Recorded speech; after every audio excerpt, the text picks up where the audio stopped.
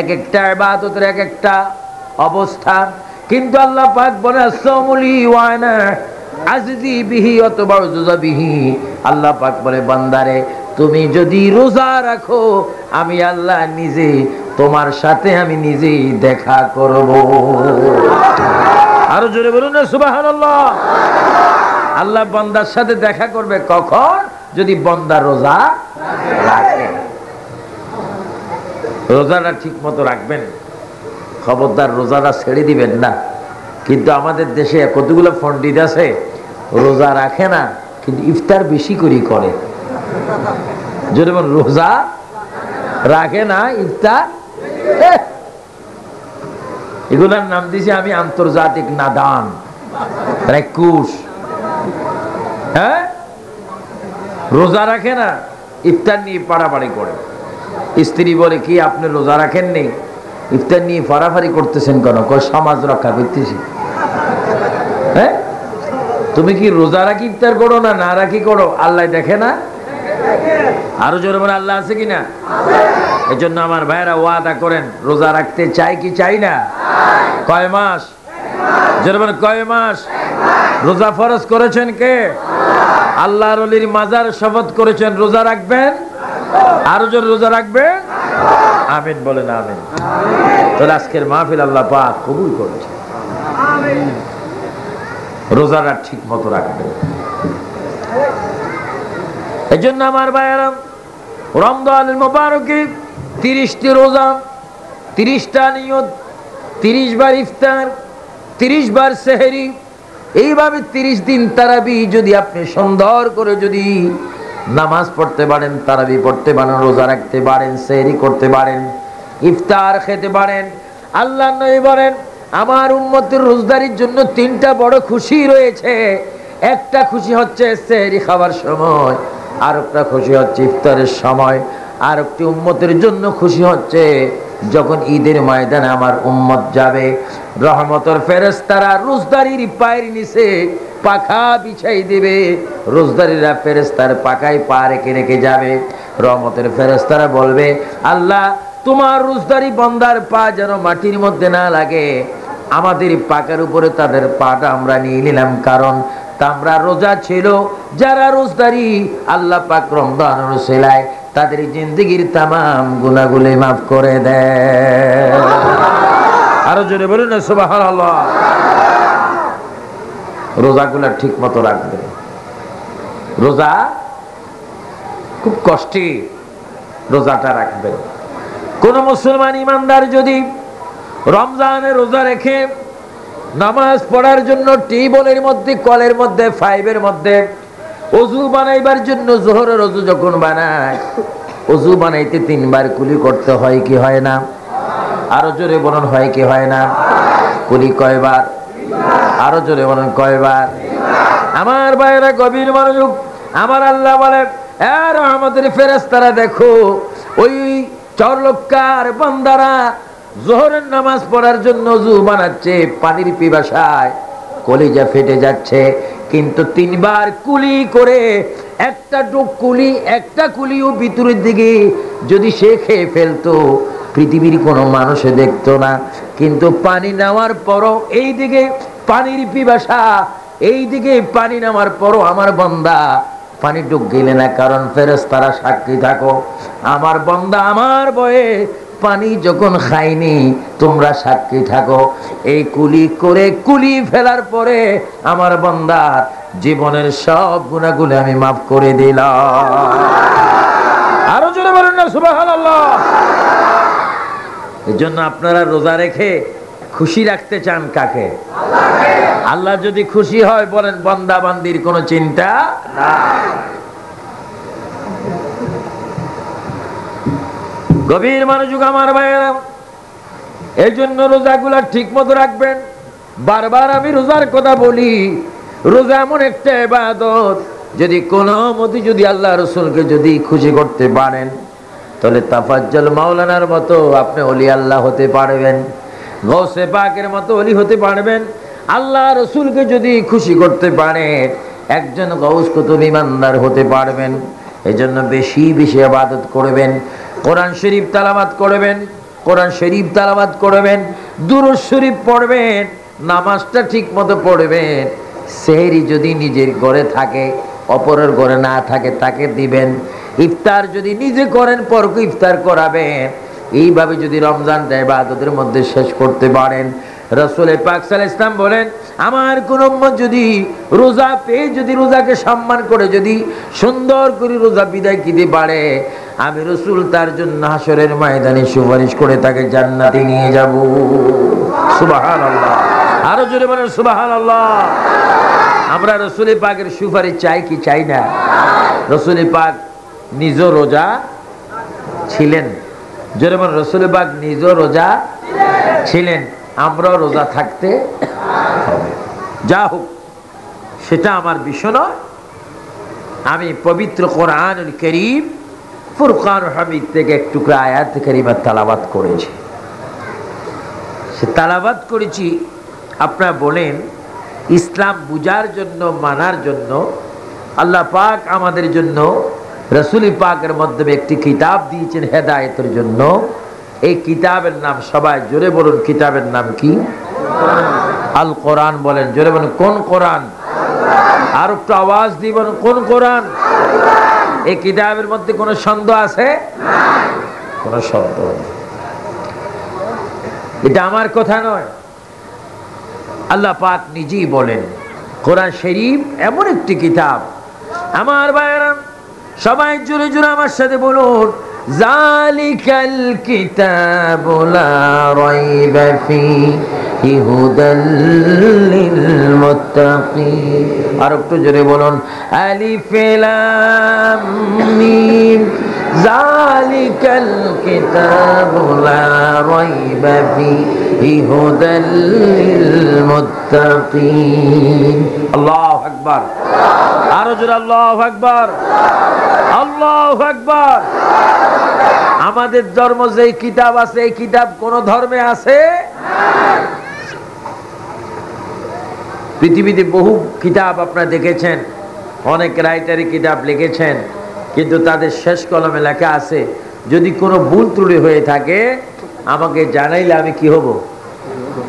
হ্যাঁ, কিন্তু আল্লাহ পাক বলে না, আমার কিতাব এমন একটি কিতাব যে কিতাবের প্রথম লাইনে আমি ঢুকাই দিয়েছি, এই কিতাবে কোনো সন্দেহ নাই। কোরআন শরীফের মধ্যে কোনো সন্দেহ নাই, কোরআন শরীফের মধ্যে কোনো ভুল নাই।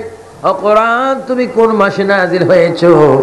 কোরআন শরীফ জবাব দিচ্ছে, আমার বাইরে বলুন, শাহরু রমাদানাল্লাযী, সবাই বলুন, শাহরু রমাদানাল্লাযী উনজিলা ফীহিল কুরআন।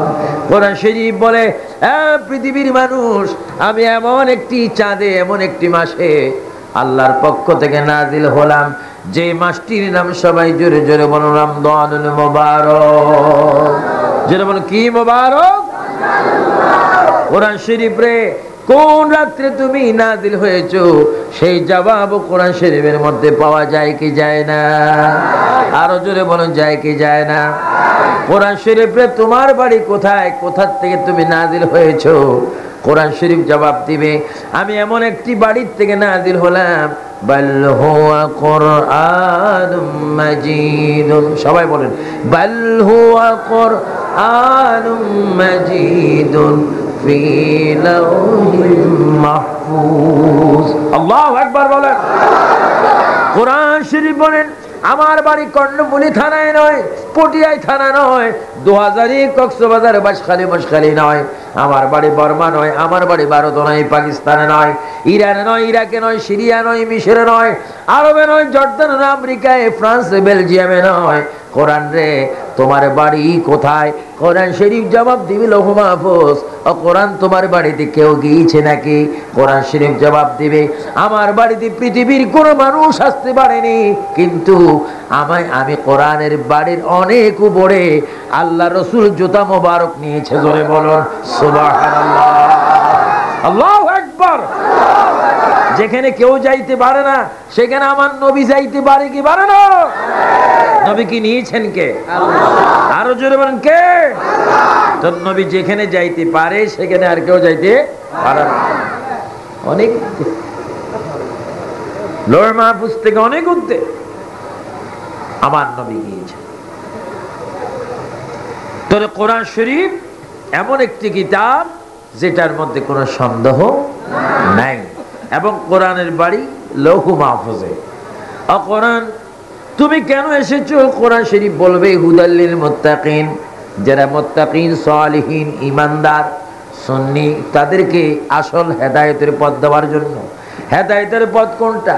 হেদায়েতের পথ হচ্ছে এটা, সবাই জোরে জোরে বলুন, আমানতু বিল্লাহি ওয়া মালাইকাতিহি ওয়া কুতুবিহি ওয়া রুসুলিহি ওয়াল ইয়াউমিল আখির ওয়াল কদরি খাইরিহি ওয়া শাররিহি মিনাল্লাহি তাআলা ওয়াল বাসি বাদাল মাউত। সুবহানাল্লাহ, সুবহানাল্লাহ। আমরা আল্লাহ মানি কি মানি না? ফেরেশতা মানি কি না? কিতাব মানি কি না? তাকদীরের ভালো মন্দ মানি কি না? মওতের উপর বিশ্বাস আছে কি না? মুনকির নকির কি বিশ্বাস করি কি না? সব কিছু মানার পরে আমার সুন্নি ভাইরা, পৃথিবী এমন একটা পৃথিবী, এখানে রোজা রাখতে হবে, এখানে জিয়ারত করতে হবে, এখানে নামাজ পড়তে হবে, এখানে বিতির পড়তে হবে, এখানে নফল পড়তে হবে, এখানে সব কিছু করতে হবে। দুনিয়ার মধ্যে বিবাহ করতে হবে, ছেলের বাপ হইতে হবে, মেয়ের বাপ হইতে হবে, আত্মীয়তা করতে হবে। সব কিছু করার পরে আপনাকে জানতে হবে এই পৃথিবী এমন একটা নিষ্ঠুর পৃথিবী, এখানে কেউ থাকতে পারবেন না। একদিন নয় একদিন আপনাকে মাটির নিচে কবরে যাইতে হবে, কি হবে না? আরো জোরে হবে কি না? কবরে কে যাবেন না? হাত তোলেন। হ্যাঁ, সবাই কবরে যাওয়ার প্রোগ্রাম আছে কিনা? আরো জোরে আছে কিনা? কি নিজে নিজে যাবেন না আল্লাহ নিবেন? নিজে নিজে কেউ কবরে যাইতে চায়? কেউ যদি মায়ের জন্য কাঁদে, মায়ের লাশটা যদি কবরে দেয়, আর ছেলে যদি বলে মারে ও মা, এইভাবে যদি কাঁদে, আর ইমাম সাহেব যদি বলে এতই যদি মার জন্য তোমার পরাণ পরে, মার সাথে তুমি কবরের ভিতরে যাও, কাঁদানি বন্ধ হয়ে যাবে। বলবো আমি তো কেঁদেছি এটা কারণে কারণে, যদি আমি কবরে যাই আমার দ্বারা এটা সম্ভব না। আমার ভাইয়েরা, পৃথিবী এমন একটা পৃথিবী যেখানে মা ছেলের সাথে যায় না, ছেলে মায়ের সাথে যায় না। আমার দয়াল নবী বলে, উম্মত রে, মা তোর আপন, বাবা তোর আপন, ভাই তোর আপন, শ্বশুর আপন, শাশুড়ি আপন, দাদা আপন, দাদি আপন, চাচা আপন, চাচি আপন, জ্যাঠা আপন, সব আপন। কিন্তু উম্মত রে, একটু চিন্তা করলেনি, যেই দিন কবর আসবি সেই দিন তো তোর আপন কেহ না। আমি নবীর উপর দুরূদ শরীফ পড়েছো, আমি নবীর সুন্নতকে মহব্বত করে তারাবির নামাজ পড়েছো, আমি নবীর কথা অনুযায়ী রোজা ছিলে। উম্মত, যেই দিন তুমি চরলক্কা গ্রামে তোমার বসবাসের ঘর ছেড়ে যখন তুমি কবরের মধ্যে রওনা হবে, মরা খাটের মধ্যে যখন তোমার লাশটা তুলবে, পিছে পিছে মানুষগুলা বলবে আল্লাহু রাব্বি মুহাম্মদ নবী, আল্লাহু রাব্বি মুহাম্মদ নবী বলে বলে যখন কবরের পাড়ে তোমার লাশটা নিয়ে যাবে, ওই দিন তুমি বুঝতে পারবে চেয়ারম্যান তোমার পর, মেম্বার তোমার পর, ভাই তোমার পর, বাবা তোমার পর, মা তোমার পর। উম্মত রে, আমি রসুলের কথাগুলা ভালো মতো মেনে রোজা রাখো, নামাজ পড়ো, মা বাবার খেদমত করো।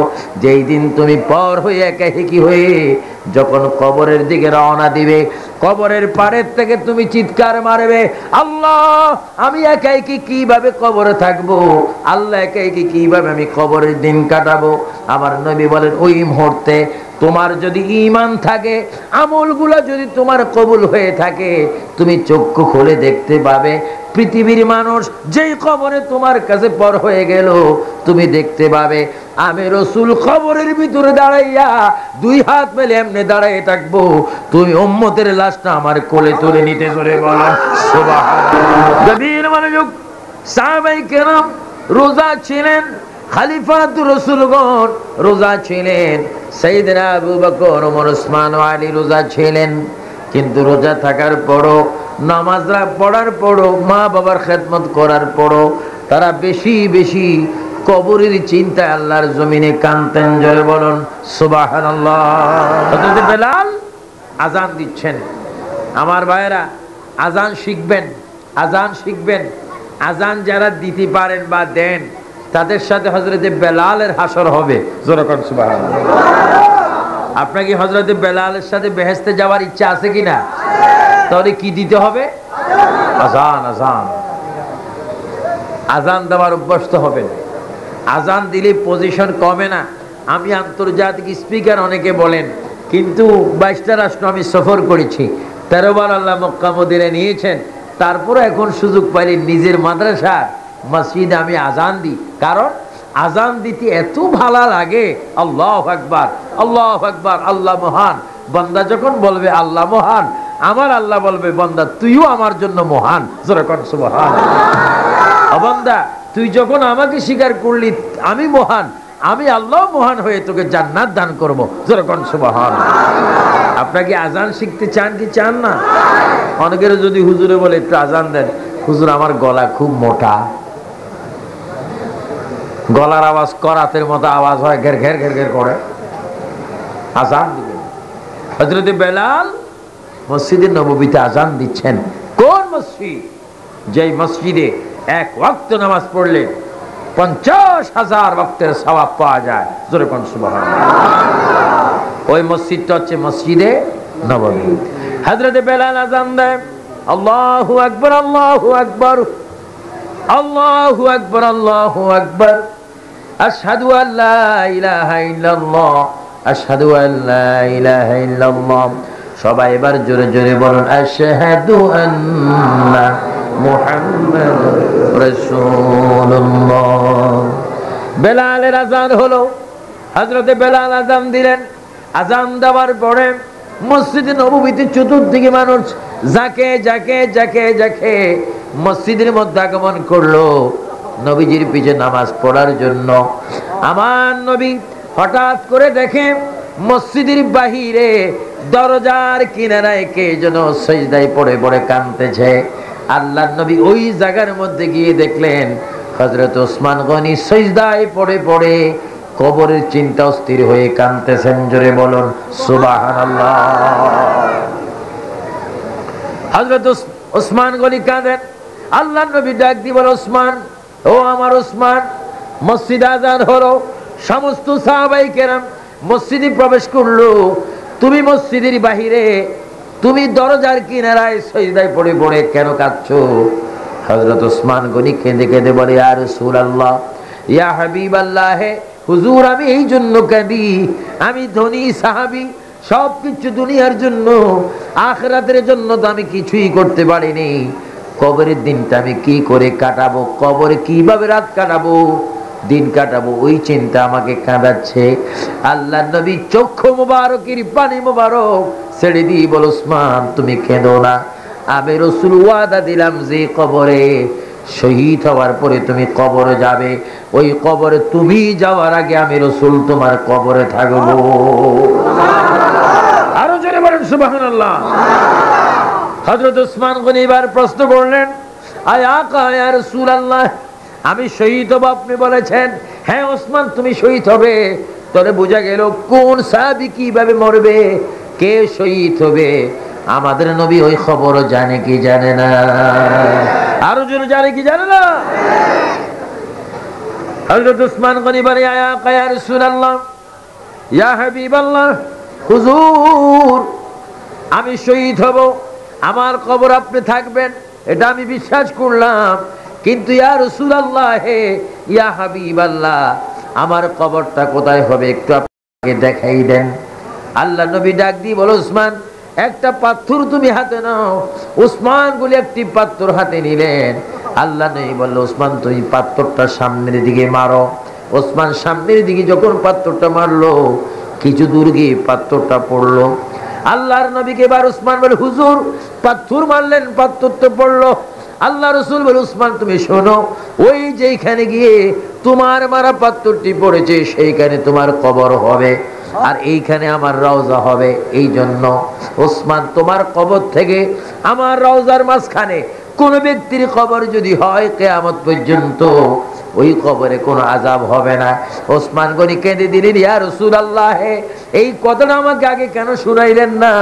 আমার যত শক্তি ছিল ওই শক্তি দিয়ে আমি পাথর মারতাম, কোটি কোটি ইমানদারকে আমি জান্নাতি বানাই দিতাম। আল্লাহর নবী ডাক দিয়ে বল, উসমান, এটা তোমার দায়িত্ব, কর্তব্য নয়, এটা আমার। আমার কোন উম্মত যদি রোজা রাখি যদি কবরের মধ্যে আসে, আমার উম্মত যদি ঈমান নিয়ে কবরে আসে, মা বাবার খেদমত করি যদি কবরে আসে, আমি রাসূলের মুহাব্বতের দুরূদ শরীফ পড়ে যদি কবরে আসে, আল্লাহর ইবাদত নামাজ পড়ে যদি আমার উম্মত কবরে আসে, ওলি আল্লাহর গোলামি জিয়ারত করে যদি আমার উম্মত যদি কবরে আসে, কে কিভাবে কবর আসবে আমি রাসূল খবর জানি। আজরাইল তাদের প্রাণটা নেওয়ার আগে আমি রাসূল তার সামনে যাইয়া আমার নিজাতে আমার উম্মতকে আমি কবরে নিয়ে আসি।